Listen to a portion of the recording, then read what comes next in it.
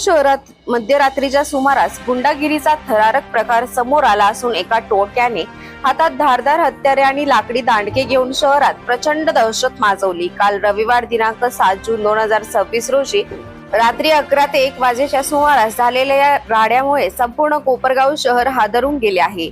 मिळालेल्या माहितीनुसार शहरातील विविध भागांसह विशेषतः धारणगाव रोड परिसरात या तरुणांच्या टोळक्याने धुमाकूळ घातला। रस्त्याच्या कडेला उभ्या असलेल्या अनेक वाहनांवर या टोळक्याने थेट हल्ला चढवला।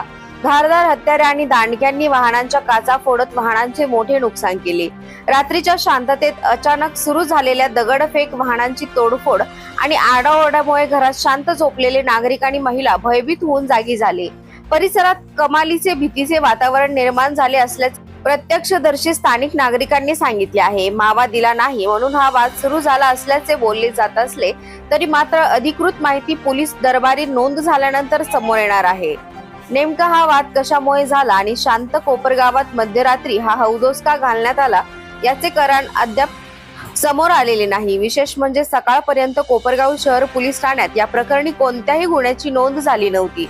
त्यामुळे दहशत माजवणारे हे कोण होते हे गुन्हा दाखल झाल्यानंतर पोलीस तपासानंतरच स्पष्ट होणार आहे। मात्र मध्यरात्री इतक्या मोठ्या संख्येने तरुण हातात उघडी हत्यारे घेऊन फिरतात आणि धुमाकूळ घालतात, यामुळे कोपरगावात पोलिसांचा धाक उरला आहे की नाही असा संतप्त सवाल नागरिक उपस्थित करत आहेत।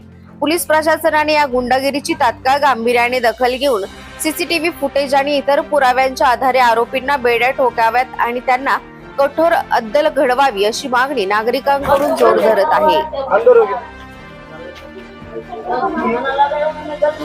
होतो पण इकडे ना आवाज आला म्हणून आम्ही सगळेजण उठल्यानंतर एडा बाहेर आलो तर 20 एक पोर आहे ना डायरेक्ट दगडफेक करत होते।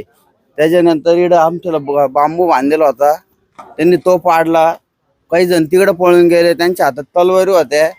त्याच्यानंतर परत थोडा टाइमाने अर्ध्या तास 10-15 मिनिटांनी तिकडे गेले ते, पण तिकडून अजून 30-40 पोर आले।